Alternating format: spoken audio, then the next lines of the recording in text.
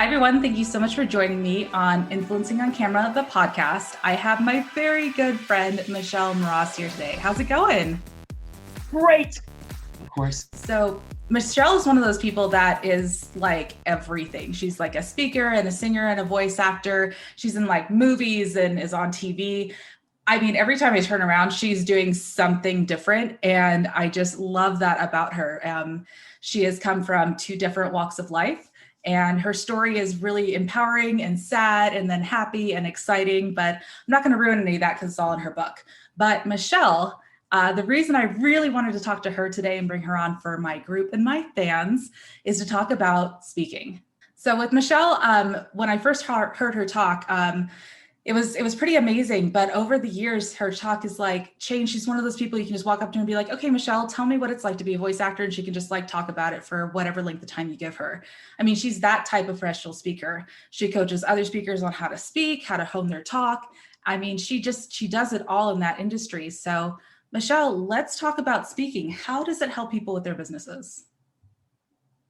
You cannot have a business unless you speak. And so when I have people tell me, I don't do public speaking. Have you gone to the grocery store lately? Have you picked up a phone? Have you walked into an elevator and said, please press that button? If you've said anything outside of your space here, congratulations, you are a public speaker. And so that's really what I think about with public speaking in business. It's like air for your business. You must be able to communicate what you sell, share, produce, whatever it is. Because if you can't communicate it, you don't put it out like you believe what you're doing, no one else is going to believe it.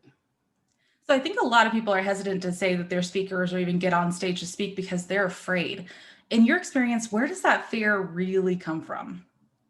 Fear from going onto the stage comes from caring. So what's better than to care? So it's when someone says that they're afraid, I do, great. Now let's convert that and use that energy to not be boring on stage. I do teach this a lot, and it's because I believe, well, not believe, I know how you feel on the inside. So I call myself a communications coach. How you feel on the inside is really what you project on the outside. So whatever you're doing, selling, producing, if you can't get it into your head as this is the best thing, I support it with my heart and soul, don't talk about it. And like when people talk about, okay, Michelle, that's a great idea. I love to speak, about my business or whatever, but I don't have a talk. How do you help people figure out their signature talk? Like if you were to tell my listeners one thing today on how to sort that out, what would you tell them? Honestly, what I tell my clients is when you tell me about what you do, and everyone always tells you the technical thing of what they do first. And I do, okay, why? Why do you do that? And they do, well, because, and they go into this backstory. I do, okay, let's start with the backstory. What about that backstory triggers you to the point of this made me why I do this? And they do, well, it's just because, I saw people suffering and I wanted to do this. That's it. So let's work around that story. The emotional trigger of what made you become whatever you wanted to talk about or do or produce. And that's so true. I mean, I know that I came from that same thing. The first time we talked, I talked about what I did, but not really the why behind it. And that was a really, really fun pivoting point for me with talking to you. I know a lot of people say, oh my gosh, you can make so much money from speaking. You can do this, that, and the other. And there are people that are motivated to speak that aren't afraid, have their talk, but they get no traction. So if you were to say a speaker must have the following things in order to get on a stage, what would those things be? A why. Yeah, really, number one. You must have a why. Number two, because if it's an emotional why, you're going to connect with the audience and people will call you back. You need to be, I'm losing the word. It's not integrity. You need to have it ingrained in you. You have to believe in it. Believe so much that that passes on to the other people. People are not connecting with speakers because statistically no, we don't care about numbers or anything. Why do you listen to someone? Because they're exciting, because they pique your interest, because they hold your interest, because you gain something. So a lot of people have things to talk about. but then they don't have a stage presence. Then you Mhm. have people with a stage presence who have nothing to talk about. So really what you need to do is you put those things together and then you have this magic serum. Now, connecting and being human on stage, that's really the magic. I don't advertise because people call me back because they just simply like me. They know that I'm there and I care. And when I'm up there, I'm giving you my heart. I'm giving you it all. I'm not there to sell you.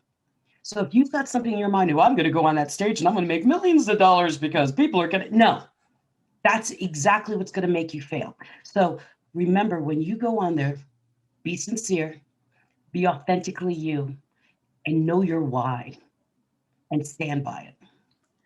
I love that. I love it. And one of the things that you teach in your class, I don't want to give too much of it away because you have so much to give. But you talk about the inner animal, the predator thing, which I just loved. And it's not like Predator, like the comic book that I think some people are thinking, because a lot of my listeners are total nerds like me. But you talk about everyone has this like predatory animal, and you need to hone into that and really take control. And remind me again, what is yours? I'm a panther. Yes. I think I said it wrong one time. I think I called you a cougar, and then that implied that you were like on this other track of what cougars mean in pop culture. So we won't get into that. But when she does talk about this whole emulation she does, and she wears like these really stylish, beautiful, tall pumps. And when she walks in those, I mean, she just like becomes one. And I watched her give this demonstration in a live class, and she looked at this woman and she's like, hello, food. Hello. And it was so perfect. So, how do people, I guess, discover their inner power speaker animal thing? How did you figure yours out?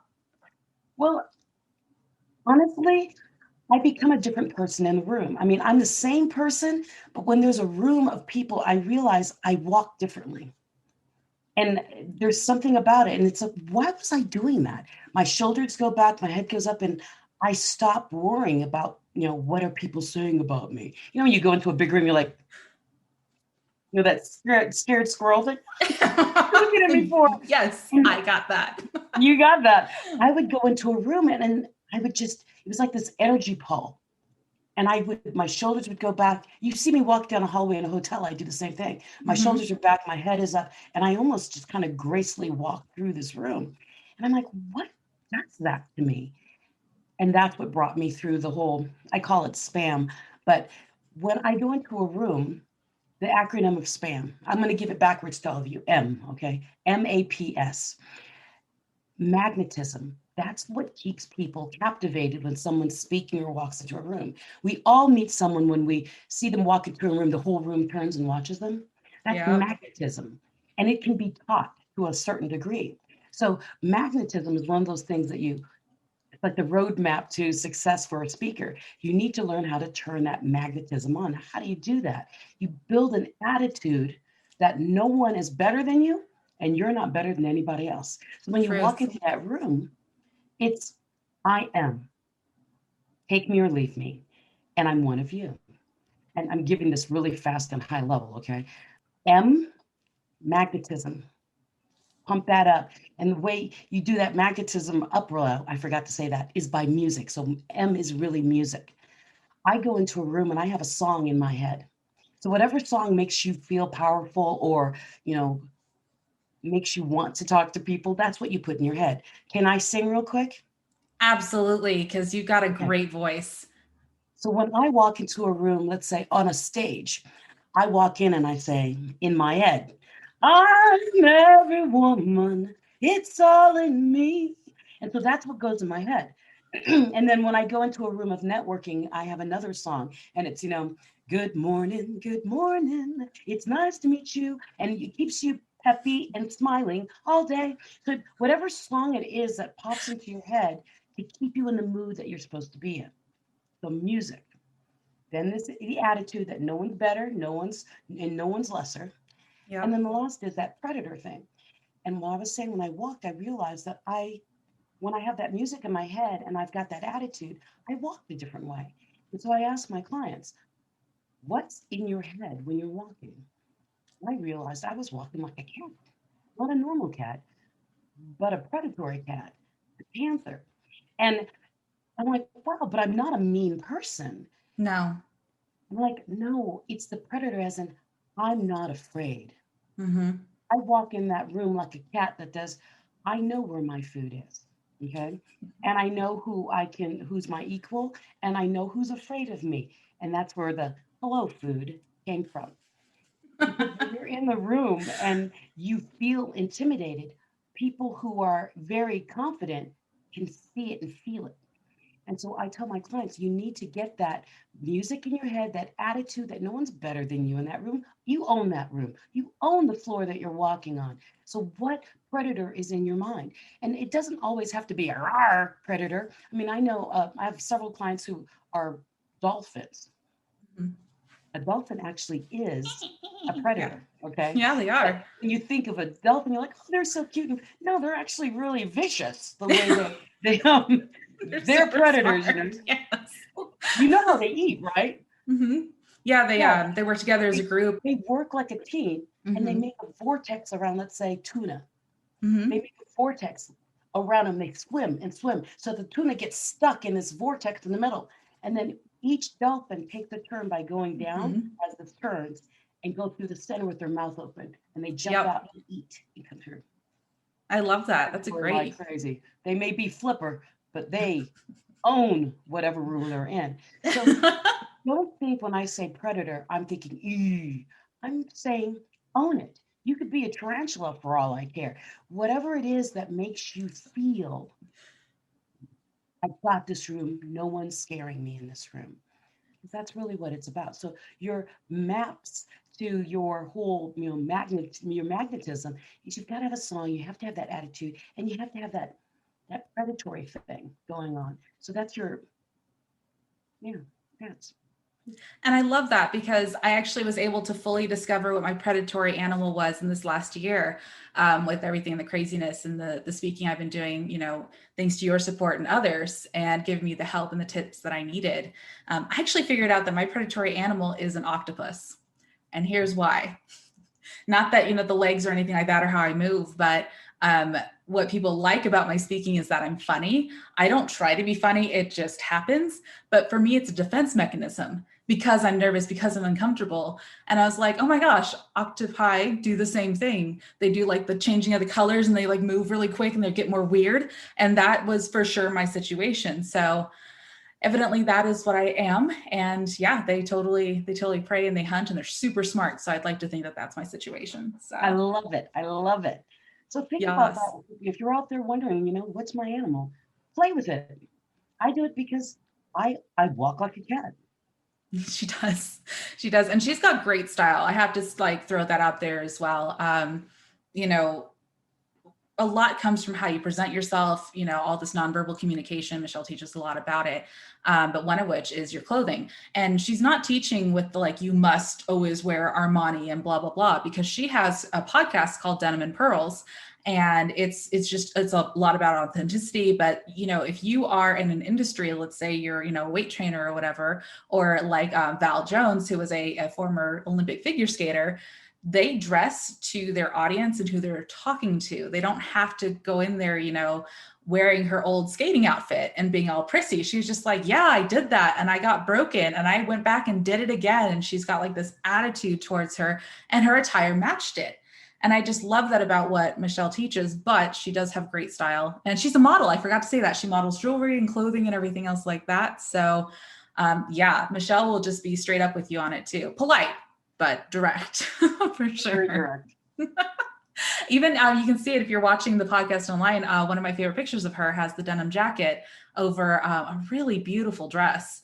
And it's like my favorite headshot of her ever. I know she always has new headshots and things going on, because Michelle also has this amazing weight loss story too.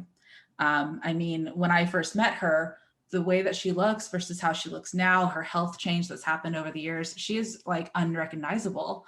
And every time I see her, she's like getting smaller and smaller and smaller. So I never know. I bought you a dress once and I don't even know what size you are anymore because you keep having so much success. So Yeah, the dress you bought me is too big for me now.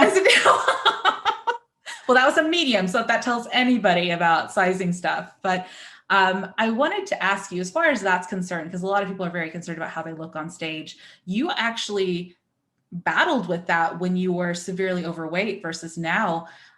if there's somebody else in that situation, what would you tell them to make sure that they don't allow their physique to get in the way of their message? Same thing I told myself. So when I did my TEDx, I was 389 pounds, and I was terrified that people were going to make fun of me. And then I had to realize, and this is what I told myself, my message is far more important than what people think of my shell. If they are looking at my shell and don't hear my message, then they are not my audience. I don't care what they think. And so that's what you've got to remember. Your message is far more important than whatever you think you look like, because we are very hard on ourselves. And if you look at my TEDx, if you go to my website, it's the main video on my website, michellemras.com. And you're not going to recognize this lady to the lady on my TEDx. But I can tell you, she didn't look that bad. And the story was amazing. So don't let your physical appearance stop you. Don't let your voice stop you.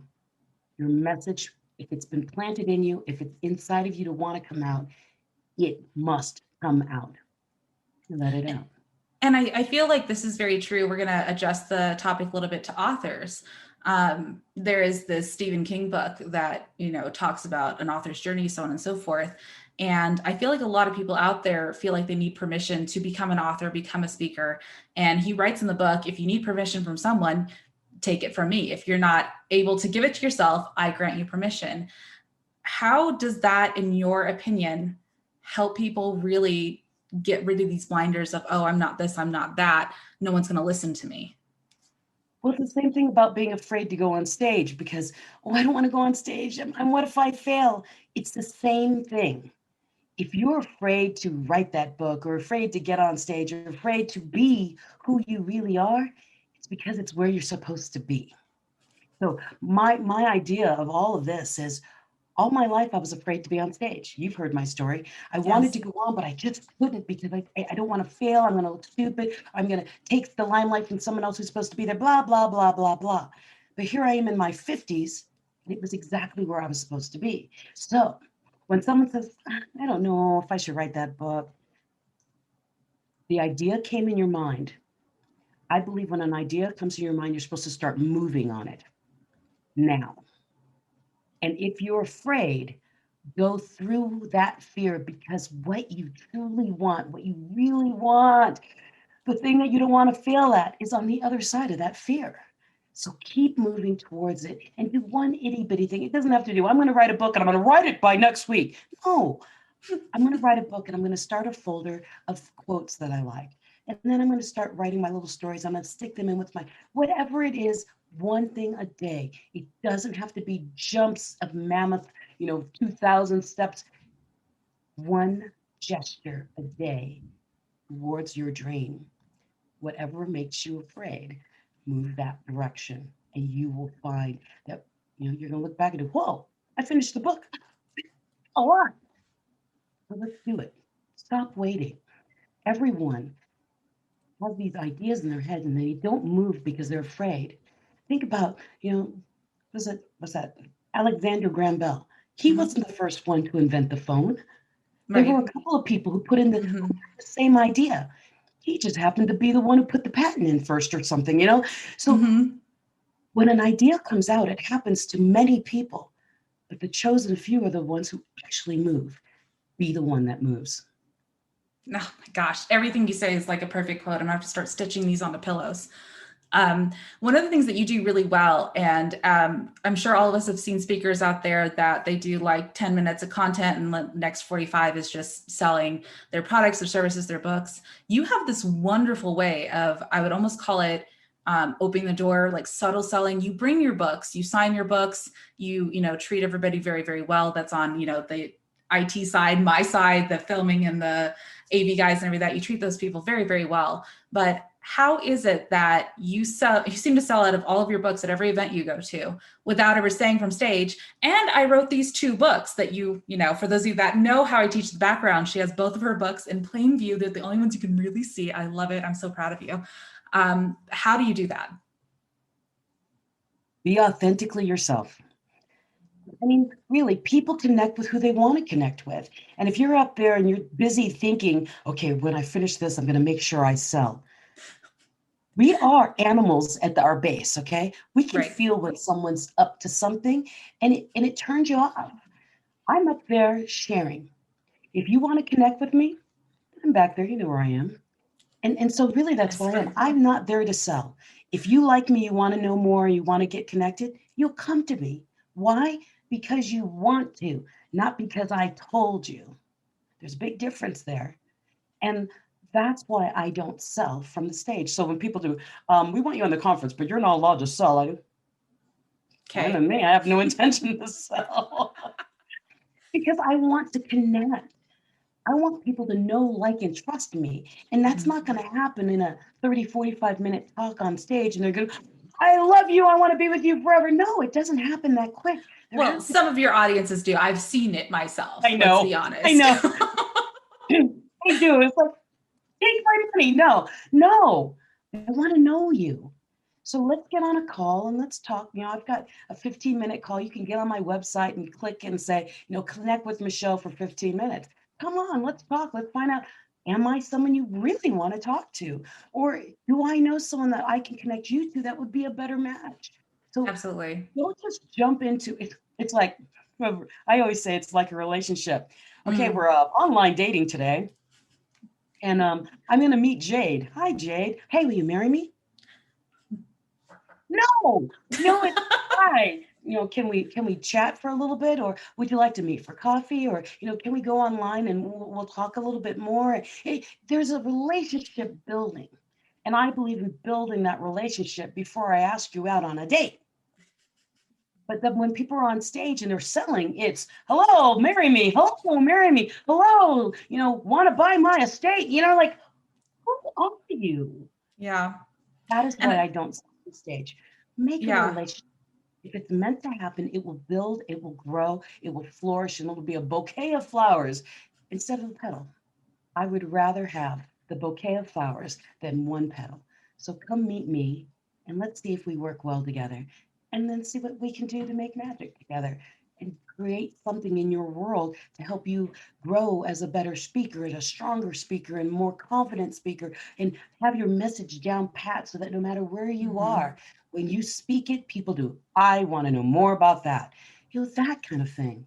I don't want to be a band aid fix in your world.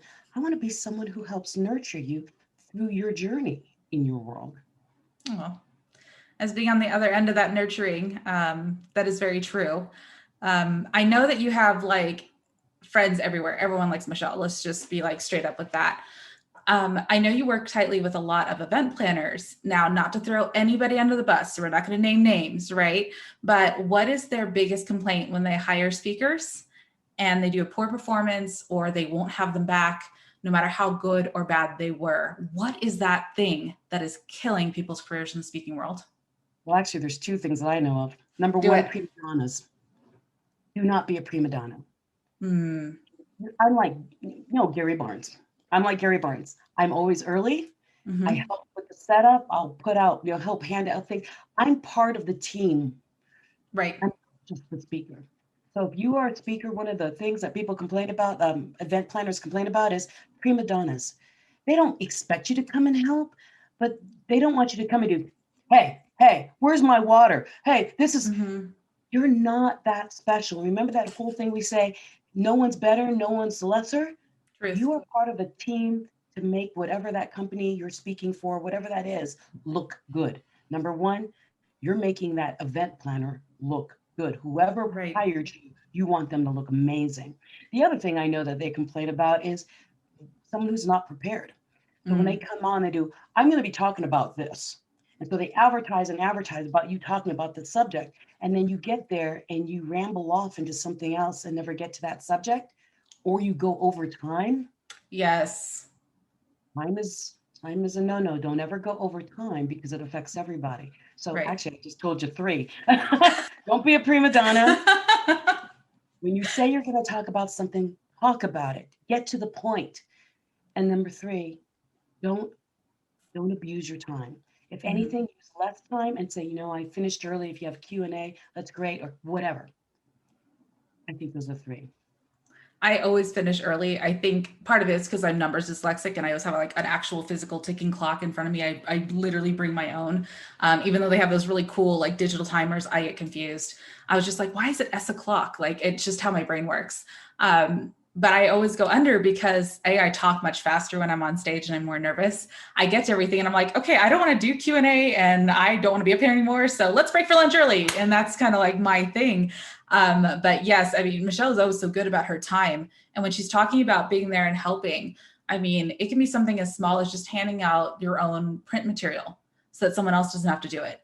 And that was also, I saw you do something like that and you got a chance to kind of talk to the crowd before you got up there and warmed them up. That was a really cool thing. I've never seen you do that before. Yes, so cool. And I tend to get in trouble on the tech side of things when I'm speaking because I'm trying to help them and making sure like if there's another videographer there, I'm like, okay, what do you need from me? Where do you want to stand? And at one of the events I was at, you did like, all moms have this mom face, but you're like, because I wasn't in my place I was supposed to be at. And you're like making this face, you're like, and I was like, oh, but I was just, you're like, and like, she does this thing with her lips where she'll puff them up really hard. And I'm like, oh, I'm in trouble. That's like the, you're in trouble face.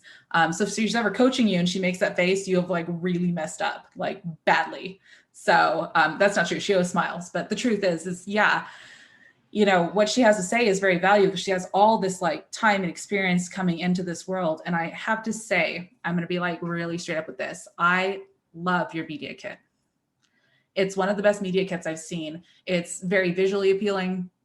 It has all the links, all the information. You have these little like blurbs that people can literally copy and paste and put in for events because you want the event planner to have the easiest time. And I think that's why you're so popular. I think that's why you're always getting booked everywhere. Every time I turn around, there's like, oh, Michelle Mras is speaking at this thing in Thailand or whatever. And I'm like, oh my God, how does she know anybody over there? Because they all talk to each other, you know, like they're all together. And her media kit is so easy.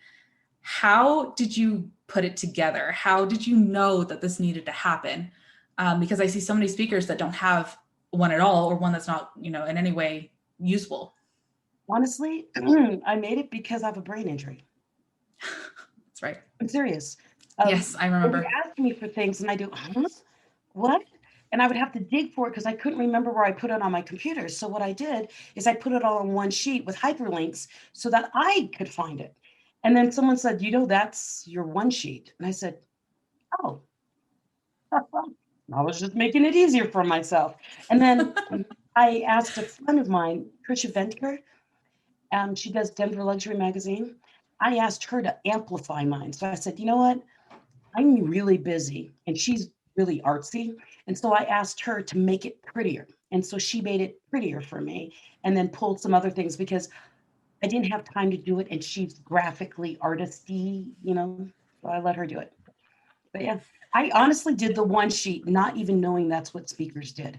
I did a one sheet to make it simpler for when someone said, Michelle, we need your bio, we need your intro. Can you do a 150 word intro? Can you give us the long intro? I mean, they asked me all these things. I put on one sheet and they have hyperlinks for all of it.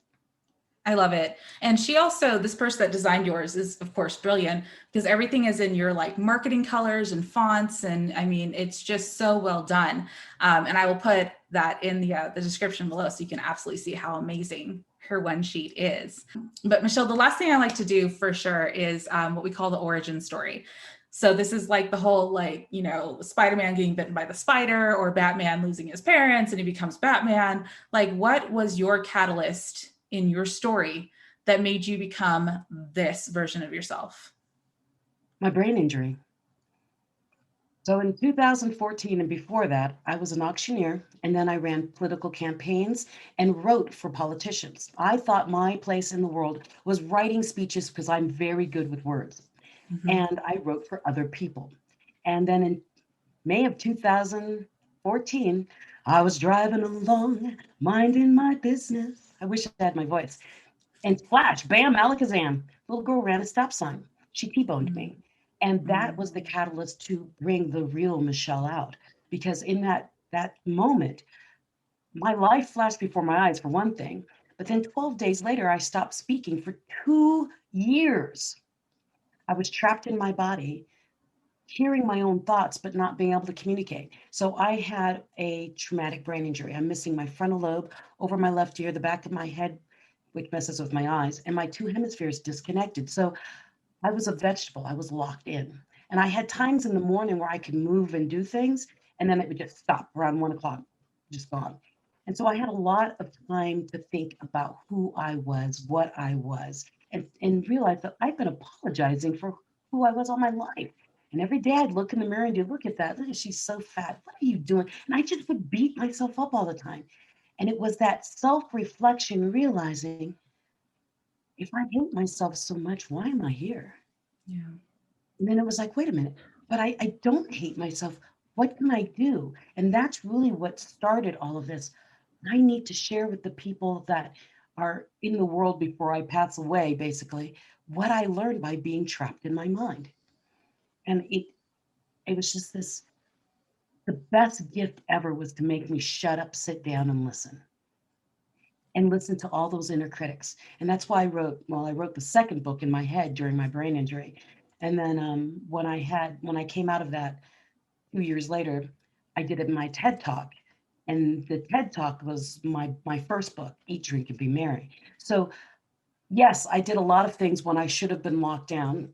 But I want to tell all of you, take time to be alone to find you. Take time to actually be alone with your thoughts and actually answer those hard questions. My book, It's Not Luck Overcoming You, it's basically a workbook walking you through your own inner critics, the things that say, you can't do that. Mm-hmm. Because if I listened to all those voices, I would still be in my vegetable state, sitting on my couch, not moving. Life is a choice. I had a choice to stay seated or find a way to move.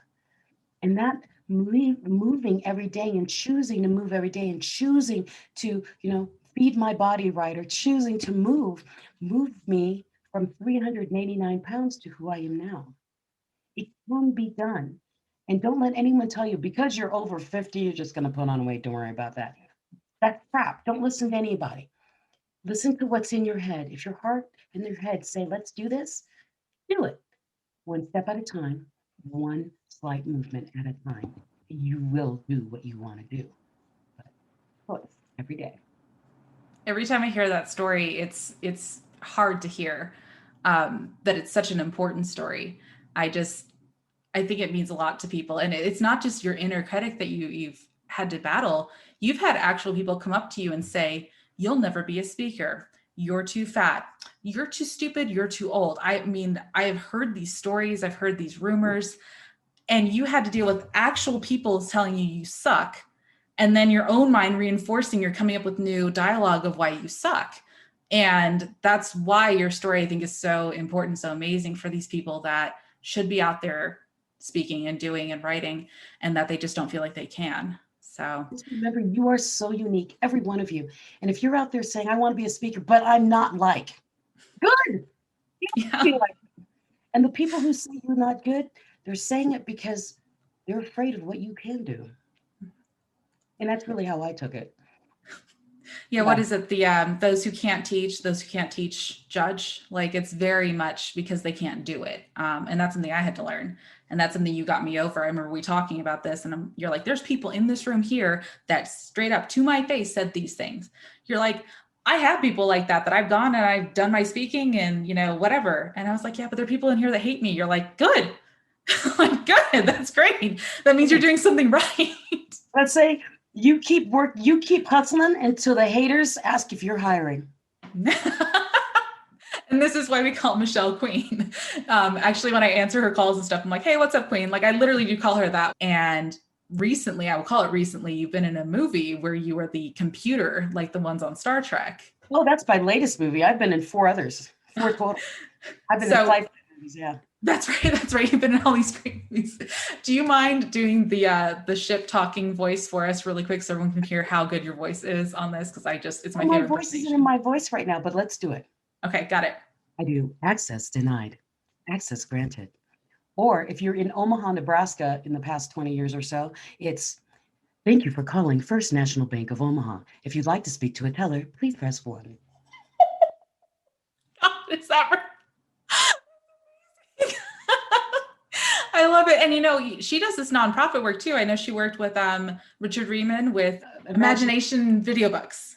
Yes. So she was a voice actor on that as well. I mean, she just does, and that was a donation of your time and talent, which was so kind of you for his organization. So it's really hard to squeeze all of this, you know, Michelle-isms into the time we have today. But is there anything that you would like to leave the audience with before we say goodbye? Follow your heart.